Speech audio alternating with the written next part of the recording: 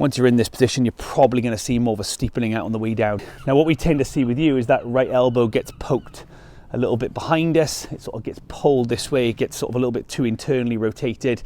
And then as we get to the top of the swing, we see that right hand is getting more in this sort of flat position here rather than being extended. So you can see the difference on that. That's more the weighted position I talked about. So imagine if you're at the top of the swing, the right hand would be more, if you were holding a tray of drinks, you'd be holding that a lot more vertically rather than at the moment, because the right hand is too flexed like you, like this way. That means the left wrist gets more cupped or extended, and then as a result of that, that'll cause steepening. So anytime you have that position, unless you make a very conscious effort to go into flex and do like a very external rotation of the arm, which most of us aren't going to do, once you're in this position, you're probably going to see more of a steepening out on the way down.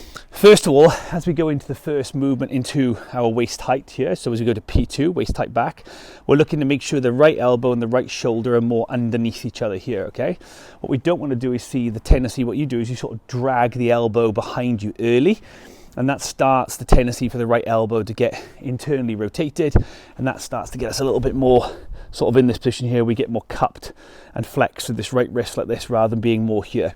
So our first steps will be working on really making sure as we go to the first height, P2, the face is more like the spine angle, so we get a very nice match up between the leading edge and that spine angle, and then the right elbow is sitting more into here with a little bit of fold, and we're in a great spot to go from there. So that's step one, is to make sure we do a really nice job of that. Then from here, the sensation is more like the palm is moving more back towards the camera. So you can see I'm going into much more of an extended position here. Look at this, yeah? So I'm not rolling the golf club, so I'm not trying to sort of feel almost like I'm giving a low five. I want to feel like I'm trying to give this feel of the palm being more back towards the camera.